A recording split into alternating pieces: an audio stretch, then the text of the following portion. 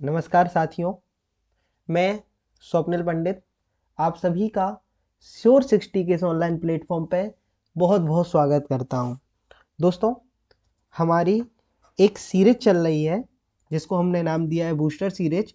इस सीरीज का उद्देश्य है आपको ऐसे ऐसे टॉपिक डिस्कस कराना जिनमें आपको कन्फ्यूजन होती है, और ये रेगुलर सीरीज चल रही है हमारी। तो आज हम पढ़ने वाले हैं number of solutions. Number of solution एक कोऑर्डिनेट ज्योमेट्री का टॉपिक है। कोऑर्डिनेट ज्योमेट्री से एसएससी में अक्सर रेयर ही क्वेश्चन पूछा जाता है, कम क्वेश्चन पूछे जाते हैं, लेकिन दो तीन चीज़ों से ही कोऑर्डिनेट ज्योमेट्री में क्वेश्चन पूछे जाते हैं। या तो वो एरिया पूछ लेता है, या नंबर ऑफ सॉल्यूशन पूछ लेता है, और एक दो क्वेश्चन और आते हैं कि परपेंडिकुलर डाला जाए या फिर ये इसके पैरेलल है। तो ऐसे क्वेश्चंस आते हैं। तो ये कोऑर्डिनेट ज्योमेट्री भी हम समझेंगे। इससे पहले हम समझते हैं नंबर ऑफ सॉल्यूशंस क्या है। ये नंबर ऑफ सॉल्यूशन इसमें क्या होता है? इसमें कुछ होता नहीं है, मान ली दो तीन चीज़ें ही हैं इसमें जो हमको जानने वाली हैं, लेकिन क्या है, हमको कन्फ्यूजन होती है कि कौन सी लाइन क्या है, क्या होगा या क्या नहीं होगा। तो आज हम वो सब, आपकी जो भी समस्याएं हैं या जो भी परेशानियां हैं, सब इसमें दूर हो जाएगी। गिले शिकवे सब समस्याएं सब दूर हो जाएंगी आपकी।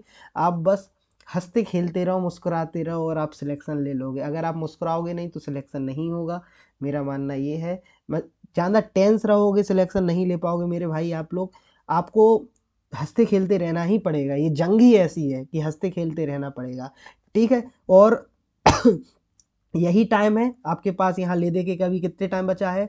4 महीने बचे हैं। यहाँ पे अभी जी तोड़ मेहनत कर लो, यही 4 महीने आपके आगे के डिसाइड करेंगे। तो ये जो सीरीज आ रही है ये मैथ में, आप ऐसे देखो, कुछ टॉपिक ऐसे हैं जैसे मैथ हुआ, रीजनिंग हुआ, इंग्लिश हुआ। मेरा मानना है इनमें 50-50 की तैयारी कर सकते हैं हम, यानी हम ला सकते हैं 50-50 की तैयारी। 50 अगर हम मेहनत करेंगे तो इनमें ला सकते हैं। लेकिन जीएस ऐसा सब्जेक्ट है, इसकी तैयारी जरूर हम करेंगे 50 की, लेकिन यहाँ पॉसिबिलिटी नहीं है 50 आने की, ठीक है। लेकिन यहाँ पॉसिबिलिटी हाई है कि अगर पढ़ाई करेंगे तो हो सकता है। ऐसे ही मैथ में तो मैं कहता हूँ सबसे ज़्यादा हाई पॉसिबिलिटी है कि यहाँ पे हो ही सकता है। क्यों? क्योंकि ये चीज़ें डेफिनेट है, ज़्यादा नहीं पूछेगा, लिमिटेड चीज़ें पूछता है एसएससी, और कुछ नहीं है। मेरे भी आए कई बार 50 में से 50। तो मैं आपको ये काफ़ी अच्छे से समझा सकता हूँ नंबर ऑफ सॉल्यूशंस टॉपिक, ठीक है। चलते हैं, पहले इसका कंसेप्ट जानेंगे, फिर इसमें जो प्रीवियस ईयर में जो क्वेश्चंस आए हुए हैं फिर वो देखेंगे। लेकिन मैं आपको कहूँगा ये वीडियो अंत तक जरूर देखें। इससे आपको काफ़ी कुछ सीखने को मिलेगा, और आपकी जो डाउट क्वेरीज रहती थी यूनिक सॉल्यूशन क्या है क्या नहीं है, ये सब क्वेरी दूर हो जाएंगी, इसका मैं दावा करता हूँ। और चलते हैं अगली पहले कंसेप्ट की तरफ। क्या है कंसेप्ट? क्या है कंसेप्ट? कंसेप्ट में आप जैसे कोई देखेंगे कि दो लाइन है, अगर एक लाइन यहाँ है और एक लाइन यहाँ है, अगर ये पैरेलल लाइन है, पैरेलल लाइन मतलब पैरेलल लाइन है यानी ये कहीं नहीं मिलेंगी। पैरेलल लाइन बताओ सर, सीधी रेखा है, दो सीधी रेखा है आपस में, ये पैरेलल है, तो ये कभी मिलेंगी क्या? बताओ, कभी मिलेंगी क्या ये लाइंस? तो आपका जवाब होगा सर नहीं मिलेंगी ये लाइंस। क्यों नहीं मिलेंगी? क्योंकि ये पैरेलल है, ठीक है। क्योंकि ये पैरेलल है तो ये कभी नहीं मिलेंगी, ठीक है। पैरेलल लाइंस मतलब क्या होता है? समांतर रेखा है, समांतर रेखा है, समांतर रेखा होता है पैरेलल लाइंस मतलब। जब ये, आप मुझे एक बात बताओ, जब ये लाइंस आपस में कभी नहीं मिलेंगी तो कोई सॉल्यूशन ही नहीं होगा। सॉल्यूशन कैसे बनता है? सॉल्यूशन कैसे बनता है? जब कोई लाइन मिलती है तो उन दोनों के मिलने से कोई हम सॉल्यूशन निकाल पाएंगे। जैसे जैसे ए वन बी वन, जैसे कोई लाइन है, ये लाइन इसके परपेंडिकुलर है, तभी तो हम बता पाएंगे इन दोनों के मिलने पे क्या होगा। जैसे ए लाइन इसको काटती हुई गई, तभी तो हम बता पाएंगे कि इन दोनों के मिलने पर क्या होगा, ठीक है। और तुम ये बताओ कि जब ये दोनों लाइन पैरेलल है, समांतर है, यानी ये भी एंड तक इनफाइनाइट तक जा रही है, ये भी इनफाइनाइट तक जा रही है, तो ये कभी मिलेंगे क्या? ये कभी मिलेंगे क्या? ये कभी नहीं मिलेंगे। जब ये कभी नहीं मिलेंगे तो यहाँ क्या निकल के आएगा मेरा? यहाँ नो सॉल्यूशन, यानी कोई भी सॉल्यूशन नहीं मिले होगा, है ना। जब ये लाइंस कभी नहीं मिलेंगी तो मेरा क्या होगा? कभी भी कोई सॉल्यूशन नहीं निकलेगा इस लाइंस पे। कहोगे सर बिल्कुल सही कह रहे हैं। अब जैसे मैं कहूँ कि एक लाइन में इधर से ऐसी लाया, ठीक है, और एक लाइन में इधर से ऐसी लाया, ठीक है, तो ये दोनों लाइन यहाँ पर मिल रहे हैं, ये दोनों लाइन यहाँ पर मिल रहे हैं, यहाँ पर ये लोग ये लाइन इंटरसेक्ट कर रहे हैं, कहाँ पर, इस पॉइंट पर ये लाइन इंटरसेक्ट कर रहे हैं। तो ये जो पॉइंट है ये कौन सा है, इंटरसेक्टिंग पॉइंट, इंटरसेक्टिंग पॉइंट ये होगा यार मेरा, क्या होगा, ये इंटरसेक्टिंग पॉइंट होगा। और ये जो लाइंस होगी, ये जो लाइंस मैंने ड्रॉ की हैं, ये कैसी लाइंस हो गई, intersecting line, intersecting line. Intersecting line को मैं क्या लिख सकता हूं, क्या, प्रतिच्छेदी रेखा, हिंदी में क्या लिख सकता हूं, प्रतिच्छेदी, प्रतिच्छेदी रेखाएं लिख सकता हूं या नहीं लिख सकता हूं, कहोगे साहब बिल्कुल लिख सकते हैं। ठीक है, ये हमारी कैसी लाइन हो गई, इंटरसेक्टिंग लाइन हो गई। अब क्या करूं मैं, अब क्या करूं यहां पर, यानी ये दोनों कितने पॉइंट्स पर मिलेंगे, कहोगे सर ये एक पॉइंट्स पर मिलेंगे। कितने पॉइंट पर मिल रहे हैं, ये यहां से लाइन आई, एक यहां से लाइन आई, कितने पॉइंट्स पर मिल रहा है, एक पॉइंट पर मिल रहा है, एक पॉइंट पर मिल रहा है। तो कितने सॉल्यूशन हो सकते हैं, यूनिक सॉल्यूशन, यूनिक मतलब वन सॉल्यूशन, यूनिक सॉल्यूशन हो सकता है, नहीं हो सकता है, बिल्कुल हो सकता है, क्या, यूनिक सॉल्यूशन। अब क्या है, अब मैं ये कहूं कि एक ऐसी लाइन जा रही है, सीधी लाइन जा रही है, इसके ऊपर ही एक और लाइन ड्रॉ कर दूं मैं, इसके ऊपर ही एक और लाइन ड्रॉ कर दूं, तो ये लाइन यहां पर भी मिल रही है, यहां पर भी, यहां पर भी, यहां पर भी, यहां पर भी, यहां पर भी, तो कई जगह मिल रही है ये लाइन, इस लाइन पे। तो यहाँ कितने सॉल्यूशन पॉसिबल होंगे, यहाँ मैनी सॉल्यूशन पॉसिबल होंगे। मैनी सॉल्यूशन मतलब इनफाइनाइट सॉल्यूशन, इनफाइनाइट सॉल्यूशन। बताओ दोस्तों, बताओ मेरे भाइयों, आया समझ में या नहीं आया, बिल्कुल आएगा। क्यों भैया, हमने क्या सीखा, हमने यही सीखा कि जब दो लाइनें एक जगह पर मिलेंगी, जब जब दो लाइनें कहीं मिलती हैं तभी तो कुछ सॉल्यूशन निकल के आता है। जब ये पैरेलल लाइनें, ये यहाँ से भी बिल्कुल सीधी जा रही है, बिल्कुल सीधी जा रही है, तो 180 डिग्री की ये भी लाइन है, 180 डिग्री पे ये भी लाइन है, ये आपस में कभी नहीं मिलेंगे। ये आपस में जब कभी नहीं मिलेंगे तो कोई सॉल्यूशन निकल के नहीं आएगा। सही है, ये है, ये लाइन यहाँ से आ रही है, ये लाइन इधर से आ रही है, यहाँ पर ये किसी पॉइंट पर मिलेंगे, तो ये कौन सा लाइन से, ये इंटरसेक्टिंग लाइन है। इंटरसेक्टिंग लाइन मतलब यहाँ पे ये मिल रहे हैं, तो कौन सा एक सॉल्यूशन निकाल पाएंगे हम, यूनिक सॉल्यूशन है। ये भैया कई जगह मिलेगी ये लाइन, ये कौन सी लाइन है, ये कोइंसिडेंट लाइन है, कोइंसिडेंट लाइन, कोइंसिडेंट लाइन है। ठीक है, ये कई जगह मिल रही है, देखो यहाँ पर भी मिल रही है, यहाँ पर भी, यहाँ पर भी, यहाँ पर भी, यहाँ पर भी, यहाँ पर, ये कई जगह ये लाइन का हम देख सकते हैं मिल रही है। तो ये कोइंसिडेंट लाइन है, इनके हम कितने सॉल्यूशन निकाल पाएंगे, इनफाइनाइट सॉल्यूशन निकाल पाएंगे।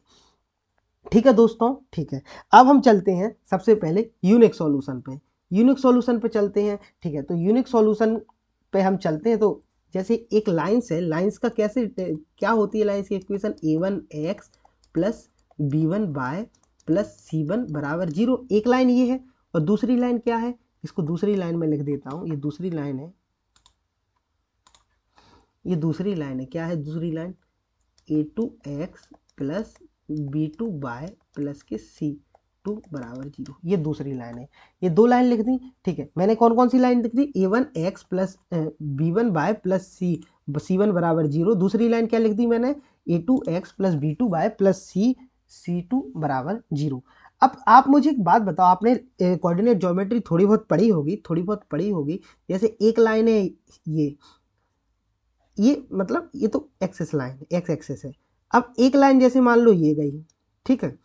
अब इसी दिशा में अगर मैं एक और लाइन मिलाऊंगा तो इनका थीटा थीटा, अगर इन दोनों लाइन को, अगर इन दोनों लाइनों को मुझे इंटरसेक्ट कराना है, यानी यूनिक सॉल्यूशन बनाना है, तो इसका थीटा अलग होगा और इसका थीटा अलग होगा, होगा या नहीं होगा। अगर इसका थीटा अलग होगा और इसका अल्फा होगा, अलग अलग होगा या नहीं होगा, तभी तो ये इंटरसेक्ट करेंगे। अगर इन दोनों का थीटा, ये भी थीटा हो जाएगा और ये भी, जैसे ये है इंटरसेक्टिंग में, अगर ये भी थीटा हो जाएगा, ये भी थीटा हो जाएगा, तो ये सेम हो जाएंगी, तो ये पैरेलल लाइंस हो जाएंगी, ये कभी मिलेंगी ही नहीं। बताओ मिलेंगी या ये कभी नहीं मिलेंगी। तो अगर मुझे इन दोनों को मिलाना है, तो अगर ये जो एंगल बना हुआ है, ये जो कोण बना हुआ है, ये जो ढाल बनी हुई है, ये अलग अलग होना चाहिए। जैसे ये थीटा है, तो ये कुछ मैं मान लेता हूँ, ये ढाल क्या है, अल्फा है, अलग अलग होनी चाहिए, अलग अलग होनी चाहिए ये ढाल। यानी मैं यहाँ से ये निष्कर्ष ड्रॉ कर सकता हूँ, यानी a1 अपॉन में b1, a1 अपॉन में b1 बराबर नहीं होंगे,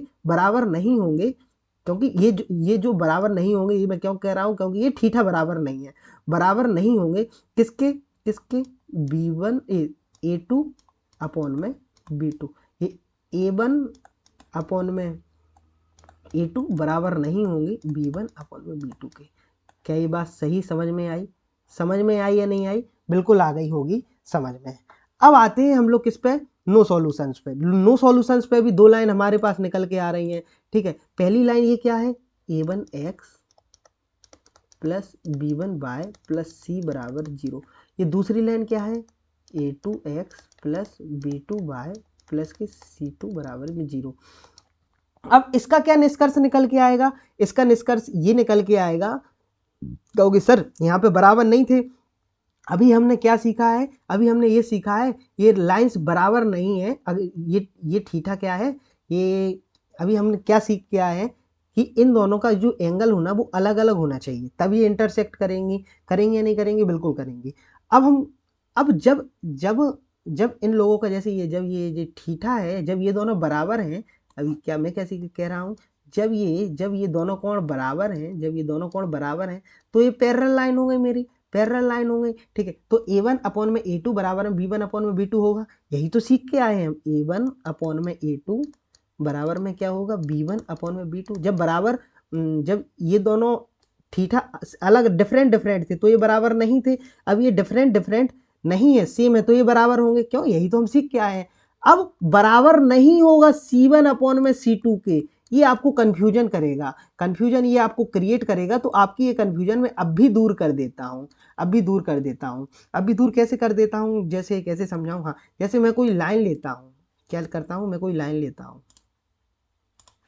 जैसे मैंने यहाँ पे एक लाइन ली 5x प्लस 15 बाय प्लस 8 बराबर 0। और दूसरी लाइन ली मैंने, दूसरी लाइन ली 15x प्लस 45 बाय प्लस 20 बराबर 0, ठीक है। A1 अपॉन में A2 5/15 बराबर 15/45 बराबर 8/20। ये 8/20 क्यों है?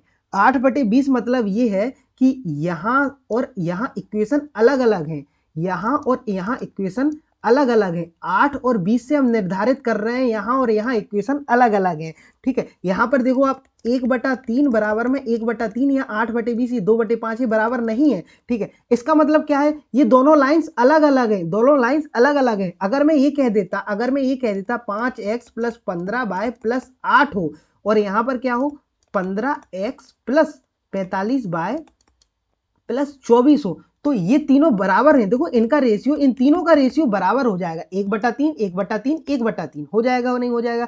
इसका मतलब क्या है? ये लाइन इस दूसरी लाइन के ऊपर है, ये लाइन पहली वाली लाइन के ऊपर क्या है? यही दूसरी वाली लाइन है। तो ये कोइंसिडेंस लाइन हो जाएंगी, ठीक है। इसलिए C1 अपॉन C2 ये अलग होना चाहिए नो सॉल्यूशन में। C1 अपॉन C2 क्या होना चाहिए? डिफरेंट होना चाहिए नो सॉल्यूशन में। आशा करता हूं आपको समझ में आ पाया होगा। और कोइंसिडेंस लाइन में क्या हो जाएगा? कोइंसिडेंस लाइन में क्या हो जाएगा?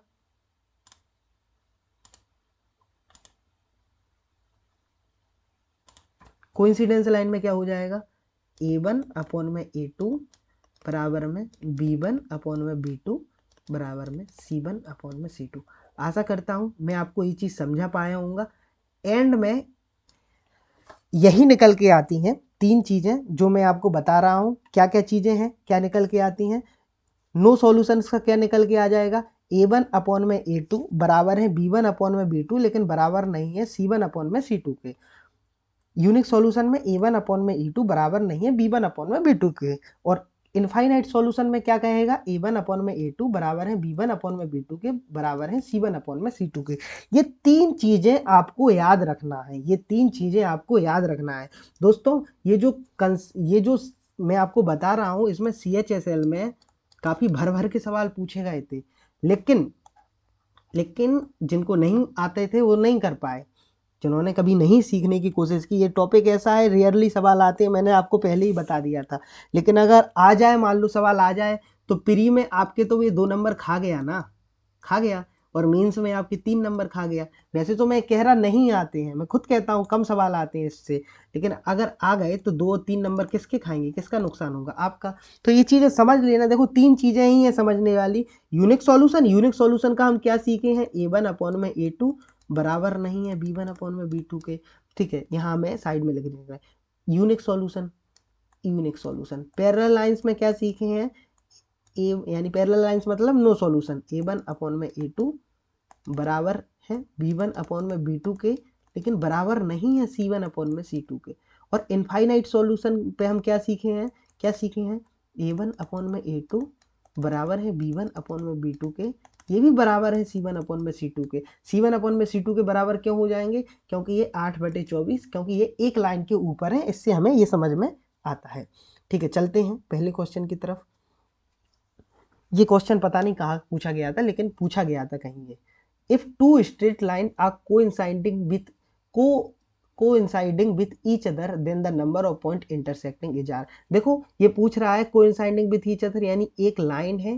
देखो अगर ये ऐसे पूछ दिया जाता, अगर ये ऐसे पूछ दिया गया क्वेश्चन, अगर आपने कंसेप्ट नहीं पढ़ा होता, तो दोस्तों आप ये क्वेश्चन नहीं कर पाते। ठीक है, जैसे एक लाइन ये गई है, इसके ऊपर मैं दूसरी लाइन खींच देता हूँ, यानी coinciding with each other. Coinciding line के बारे में पूछा हुआ है, तो कोइंसाइडिंग लाइन के बारे में हमसे पूछा जाएगा तो हम क्या जवाब लगाएंगे, हमारे मुंह से एक ही आएगा, infinite many point of intersection, यानी बहुत जगह इंटरसेक्शन होगा दो लाइंस का। ठीक है, यूनिक पॉइंट ऑफ इंटरसेक्शन क्या होगा जब दो लाइंस ऐसी हो, इंटरसेक्टिंग लाइन हो। ठीक है, फाइनाइट नंबर ऑफ इंटरसेक्शन ये नहीं है इन पैरेलल। अब क्या है भैया, जैसे ये वाला क्वेश्चन है, ये वाला क्वेश्चन क्या है, the graph of two linear equation, क्या ऐसा है ग्राफ, x प्लस 2y बराबर क्या है 15 है, और 4x प्लस 8y बराबर कितना है 13 है। तो ये ग्राफ कैसा है, पैरेलल है, कोइंसिडेंट है, इंटरसेक्टिंग एट 1 पॉइंट है, या इंटरसेक्टिंग एट 2 पॉइंट है। अब ये हमको निकालना है। अब हम कैसे निकालेंगे, पैरेलल का क्या है, रिवाइज करा देता हूँ। पैरेलल मतलब लाइन आ गई, मतलब नो सॉल्यूशन। नो सॉल्यूशन मतलब a1 अपॉन में a2 बराबर है b1 अपॉन में b2 के, बराबर नहीं है c1 अपॉन में c2 के। कोइंसिडेंट लाइन आ गई, समझ में आ जाना चाहिए, a1 अपॉन में a2 बराबर है क्या b1 अपॉन में किसके b2 के, बराबर है c1 अपॉन में c2 के। इंटरसेक्टिंग एट 1 पॉइंट यानी यूनिक सॉल्यूशन, a1 अपॉन में a2 बराबर नहीं है b1 अपॉन में b2 के, बराबर नहीं है c1 अपॉन में c2 के।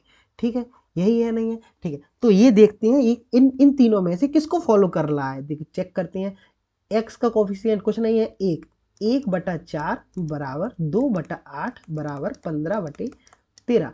तो 1/4 2/8 को काटूंगा तो 1/4 बराबर 15/13। देखो ये दोनों बराबर है, लेकिन ये बराबर नहीं है ना, ये 15/13 है, 15/60 होता तो बराबर हो जाते। इसका मतलब क्या है, इसका मतलब हम क्या सीखे, ये कौन सा हमारा फॉलो कर रहा है, कौन सा ट्रेंड फॉलो कर रहा है। तो कहोगे सर ये पैरेलल वाला ट्रेंड फॉलो कर रहा है नहीं कर रहा है, यानी ये हमारी लाइंस कैसी हैं, पैरेलल। ये सवाल कब करवाओगे आप, ये सवाल जब आप बिल्कुल बेसिक से पढ़े हो, वरना अगर आपने सीधा ये तीनों चीज़ें याद कर ली तो आप ये सवाल शायद नहीं कर पाओ। ठीक है, अगले क्वेश्चन की तरफ चलते हैं। चलो, फॉर व्हाट वैल्यू ऑफ के द सिस्टम ऑफ इक्वेशन, ये तो इजी सवाल आते हैं। Equation 4x plus 12y plus 36 बराबर 0। मेन है इन चीज़ों में आपको कंसेप्ट आना, अगर आपको कंसेप्ट आ गए तो क्वेश्चन इजी ही लगते हैं। क्या है, 4x प्लस 12y प्लस 36 बराबर क्या दिया हुआ है 0 दिया हुआ है, और 5x प्लस ky प्लस 45 बराबर क्या दिया हुआ है 0 दिया हुआ है। a1 अपॉन में a2 4 अपॉन में x, b1 अपॉन में b2 12 अपॉन में y 36/45। Infinite number of solution है, यानी a1 अपॉन में a2 बराबर में है b1 अपॉन में b2 बराबर में है c1 अपॉन में c2। अब या तो इन दोनों को सॉल्व करके आप निकाल लो, या आप इन दोनों को सॉल्व करके निकाल लो, जैसे आपका मन हो वैसे आप निकाल सकते हो। ठीक है, 4/5, तो 4 की वैल्यू 12 है, तो 5 की वैल्यू कितनी आ जाएगी 15 है ना, तो y की वैल्यू कितनी आ गई मेरी 15। यही मेरा आंसर है। अगले क्वेश्चन की तरफ चलते हैं। क्या है, दो इक्वेशन है, sum of value of a and b की वैल्यू हमको निकालना है। दो इक्वेशन है यहाँ a और b, 2x plus y upon में a बराबर में 8x प्लस के by बराबर में 12। अनंत सॉल्यूशन है, कैसे है, अनंत सॉल्यूशन है। ये क्या है, 2/8 को मैं 1/4 लिख सकता हूँ, बिल्कुल लिख सकता हूँ, बराबर 1/b बराबर में a अपॉन में 12। तो आप मुझे एक बात बताओ, एक की वैल्यू एक है तो 4 की वैल्यू 4 होगी या नहीं होगी, यानी बी की वैल्यू कितनी निकल के आ गई मेरी 4। ठीक है, अगर बी की वैल्यू 4 है तो 4 तिया 12 है या नहीं है, 4 तिया 12। तो ए की वैल्यू कितनी आ गई, 1 गुणा 3 तो कितनी आ जाएगी, ये 3 आएगी या नहीं आएगी, बिल्कुल आएगी। तो ए और बी कितने हो गए, 4 और 3 7, यही मेरा आंसर है। ठीक है दोस्तों, यही मेरा आंसर है। क्या किया मैंने यही किया, 2/8 को मैं कैसे लिख सकता हूँ, 1/4, यानी जो मैं समझ में आ गया इनफाइनाइट सॉल्यूशन है A1/A2 बराबर में B1/B2 बराबर में C1/C2 है, तो ए अपॉन में बी करना है, ये कितना है 1/4, यानी पहली और दूसरी इक्वेशन का रेशियो कितना चल रहा है, 1/4 का चल रहा है। अगर पहली 1 है तो दूसरी कितनी है, 4 है, 1/4। तो यहाँ 1/4, यहाँ 1 है तो नीचे कितना आ जाएगा, ऑलरेडी अपने आप कितना आ जाएगा, 4 आ जाएगा। जब यहाँ 4 तिया 12 है तो इधर एक की तिया कितना हो जाएगा, 3 हो जाएगा। ए की वैल्यू 3 है, बी की वैल्यू कितनी है, 4 है, 4 और 3 7, इन दोनों का सम ही तो पूछा गया था, मेरा आंसर। चलते हैं अगले क्वेश्चन की तरफ। देखो अच्छा सवाल है, इनफाइनाइट नंबर ऑफ सॉल्यूशन पे ज्यादा क्वेश्चन पूछे जाते हैं, ये बात सही है। ठीक है, क्या एम समीकरण प्रणाली है तो अनंत समाधान होंगे। एम का वैल्यू पूछा गया है, एम की वैल्यू क्या है, हाँ आ जाएगा, क्या है 17 बटे में कितना लिखेंगे हम, 23 लिखेंगे, बराबर में एम बटे में कितना लिखेंगे, 299 लिखेंगे, बराबर में 102 बटे में 138 लिखेंगे। ठीक है, इनफाइनाइट नंबर ऑफ सॉल्यूशन है तो यहां से भी जवाब निकाल सकते हो और यहां से भी जवाब निकाल सकते हो, जहां आपकी इच्छा हो आप वहां से सवाल जवाब निकाल सकते हो। ठीक है, यहां खुदा है वहां खुदा है, अरे भाई जहां नहीं खुदा है वहां कल खुदेगा, है ना, जहां नहीं खुदा है वहां कल खुदेगा मेरे भाई। ठीक है, तो एक्चुअली में देखो ये भी अगर मैं देखता हूं तो 17/23 ही है ना, 17 छिक्का 102, 23 छिक्का 138। चलो मैं यहां से निकाल लेता हूं। तो 23 की वैल्यू जब 299 है तो 17 की वैल्यू क्या होगी, अब देखो आप कैसे करोगे, जैसे 23 की वैल्यू कितनी है, 299 है, तो 23 गुणा 10 कितने होते, मन ही मन में करना है आपको, ये नहीं कि काटने बैठ जाओ। 23 गुणा 10 कितने होते हैं, हम कहोगे 230 होते हैं, इतना तो सब कर लेंगे, प्लस 69, 23 दिया 69 ऐड किए गए हैं, यानी ये कितना 13 है या नहीं है, 13 बार में जा रहा है या नहीं जा रहा, बिल्कुल जा रहा है 13 बार में, बिल्कुल जा रहा है 13 बार में। तो यानी 13 का मल्टीपल है तो एम की वैल्यू कितनी आ जाएगी, 17 गुणा 13 आ जाएगी या नहीं आ जाएगी, एम की वैल्यू 17 गुणा 13 कितने होते हैं, 221, ये मेरा आंसर। अब कहोगे सर आपने 221 17 गुणा 13 इतना जल्दी कैसे कर दिया, इतना जल्दी कैसे कर दिया, इतना जल्दी कैसे कर दिया, आपके मन में ये सवाल आना चाहिए, आना चाहिए नहीं आना चाहिए। तो मैंने ऐसे कर दिया, जैसे मैं आपसे कहूँ 5 गुणा 9 कितने हैं, तो कहोगे 45 है या नहीं है।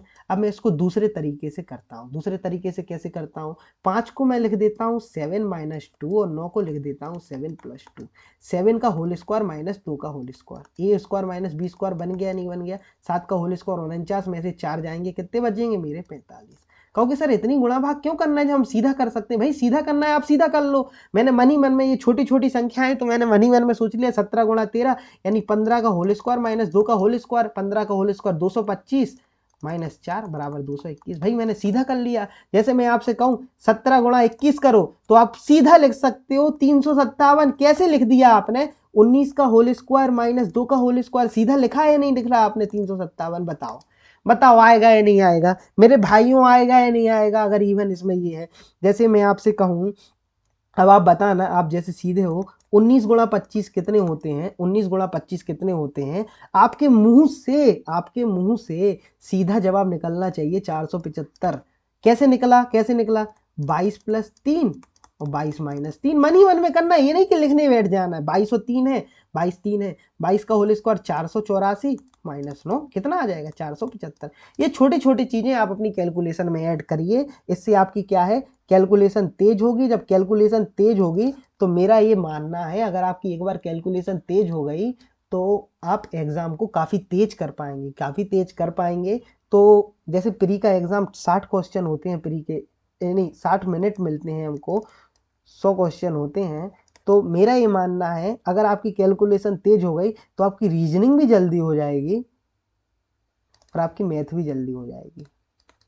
ठीक है, मैं पहले प्री के मॉक्स देता था तो इतनी प्रैक्टिस कर ली थी मैंने कैलकुलेशन पर, इन चीज़ों पर, कि ये जो 60 मिनट का पेपर है ना, ये मेरा 44, 43, 42 इतने टाइम में पहले गो में निपट जाता था, फर्स्ट गो में, और सेकंड गो में यानी मैं 48 और 49 मिनट में हो जाता था लगभग पेपर। फिर 10 मिनट ऐसे ही बैठे रहते थे, जबकि लोगों को यहाँ समय कम लगता है, समय समय ज़्यादा लगता है कि भैया ये समय इतना कम पड़ गया मेरे लिए, ये हो गया, बोले सब झूठी बातें हैं। हमको तैयारी इतने मिनट कर ही करनी पड़ेगी, 45 से 48 मिनट पे। जैसे भाई इतने टाइम में जब हम पेपर देने की आदत बन जाएगी 50 मिनट पे, 50 मिनट में अगर हमको पेपर देने की आदत बन जाएगी तो वहाँ हमारा 60 मिनट में समय नहीं छूटेगा, याद रखना। तो पेपर के लिए इतने मॉक्स लगाना है कि 50 मिनट में हमारी आदत बन जाए। आप कहोगे कैसी बहकी बहकी बात कर रहे हो, 60 मिनट का होता है, 60 मिनट में ही करना है। भाई आप याद रखो, क्योंकि जब आप एग्ज़ाम में बैठते हो ना तो आपके ऊपर कई चीज़ें अप्लाई होती हैं, जैसे एग्ज़ाम का प्रेशर रहता है, मेन चीज़ एग्ज़ाम प्रेशर। जब 2 क्वेश्चन नहीं बनेंगे ना, यहाँ पे मॉक में 2 क्वेश्चन नहीं बनेंगे, झिल जाएगा। अगर एग्जाम में 2 क्वेश्चन नहीं बनेंगे ना, आप हिल जाओगे कि भाई ये 2 क्वेश्चन नहीं बनना है, आगे का क्या पता मुझसे बनेगा या नहीं बनेगा। ठीक है, यहाँ पे 2 क्वेश्चन नहीं बनेंगे मॉक में, कोई दिक्कत नहीं है, कहते हैं चलो आगे तो बनेगा नहीं, या ज़्यादा होगा कम ही नंबर आएंगे। लेकिन एग्जाम में हम ये नहीं सोच सकते ज़्यादा होगा कम ही नंबर आएंगे। ठीक है, एग्जाम में हमको अच्छी सोच रखना है। ये कब पॉसिबल हो पाएगा, जब आप एग्जाम प्रेशर डील करना सीख जाएंगे, जब आप मॉक देंगे, जब आप 50 मिनट में पेपर करने लगेंगे, तो आप ऑटोमेटिक देखना आपके नंबर वहाँ पे इंक्रीज होंगे।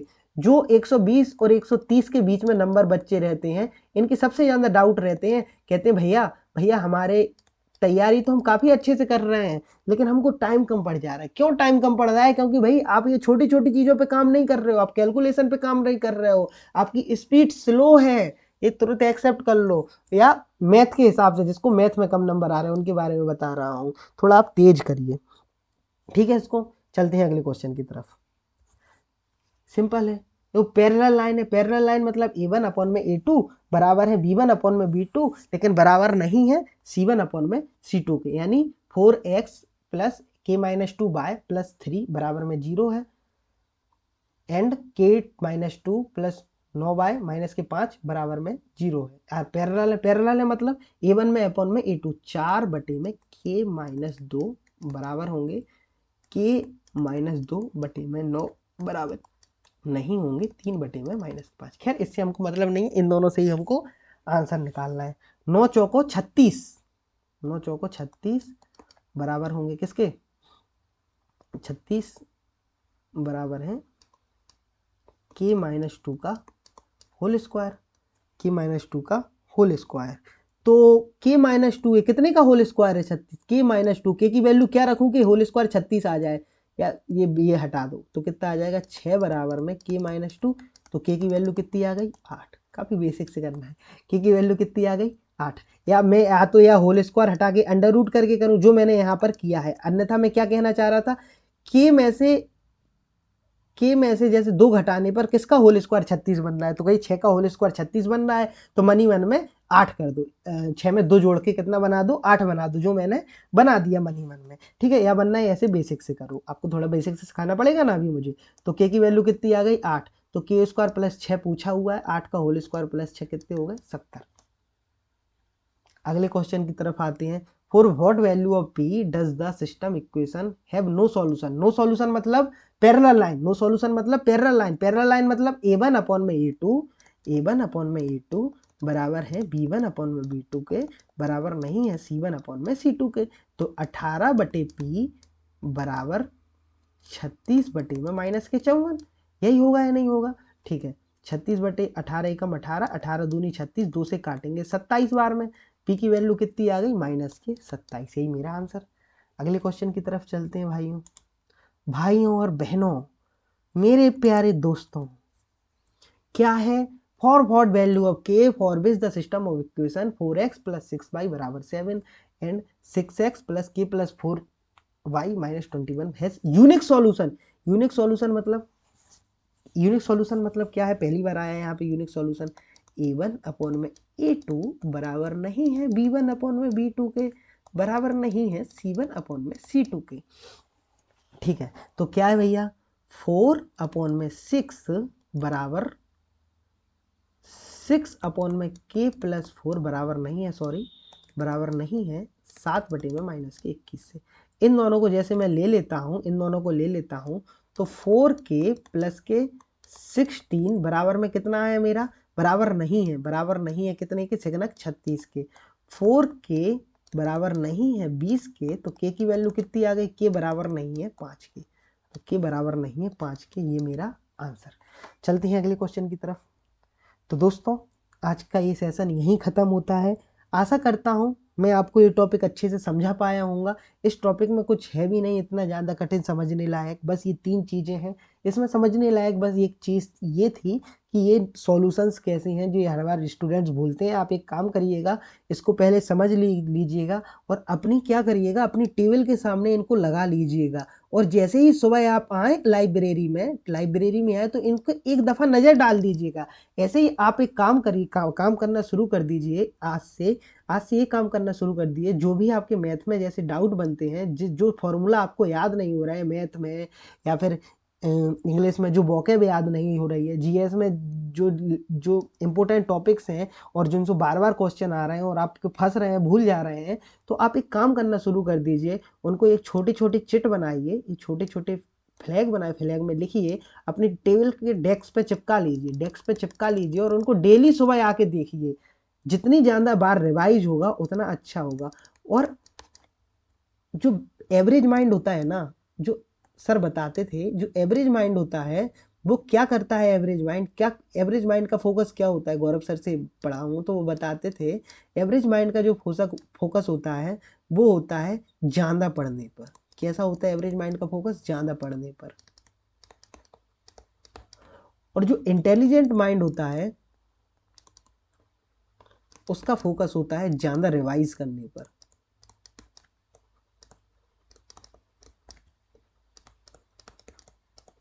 और अगर आपको एग्ज़ाम क्वालिफाई करना है, अगर आपको कोई भी एग्ज़ाम, कॉम्पिटिटिव एग्ज़ाम क्वालिफाई करना है, तो आपको ये वाला दिमाग होना काफ़ी ज़रूरी है, इंटेलिजेंट माइंड। एवरेज माइंड से आज के टाइम पे एग्ज़ाम क्वालिफाई में बेसिकली आप बहुत पढ़ लोगे लेकिन आप एग्ज़ाम क्वालिफाई नहीं करोगे। ये एक बिटर ट्रुथ है आज के समाज का, आज के टाइम्स का, जिस लेवल का कंपटीशन हमारे सामने है। ठीक है, तो इंटेलिजेंट माइंड का हमको इस्तेमाल करना पड़ेगा, तभी हम एग्ज़ाम क्वालिफाई कर पाएंगे। और अभी 4 महीने हैं आपका। आशा करता हूँ बहुत से लोगों का सिलेबस हो गया होगा और जिनका थोड़ा बहुत बचा है तो ये 2 महीने में जल्दी से जल्दी कवर अप करने की कोशिश करें। साथ में हमको प्रैक्टिस भी करना है, याद रखना, प्रैक्टिस करते हुए ख़त्म करना है ये सिलेबस को अपना। ठीक है, और इतनी बड़ी बात नहीं है, मॉक लगातार देते रहिए, इतनी बड़ी बात नहीं है। CGL CHSL MTS ये सब मैंने क्वालिफाई किए हुए हैं तो मुझे पता है अगर आप शिद्दत से 1 साल दे दोगे ना तो आपका जॉब क्लियर है। आपकी जॉब क्लियर होने का मतलब है कि आपके साथ साथ में जो कई लोग जो सपने सजाए बैठे हैं, आपके माता पिता, आपके भाई बहन, आपके मोहल्ले वाले, आपके रिश्तेदार के भी सपने होते हैं, है ना। कुछ होते हैं रिश्तेदार अच्छे जिनके सपने होते हैं, तो आप उनसे कह पाओगे। आज जो आपको आप जब घर पे जाते हो तैयारी के दौर पे, जो आज आपसे बात नहीं करते हैं, कल वही अपने फ़ोन में आपके साथ में DP लगाएंगे और कहेंगे ये मेरा भाई है, ये मेरा भाई है, ये मेरा छोटा भाई है, ये मेरा बच्चा है, ये मेरा भतीजा है, या ये मेरी बुआ का लड़का है, मासी का लड़का है। ये सब चीज़ें आएंगी यहाँ साथ में।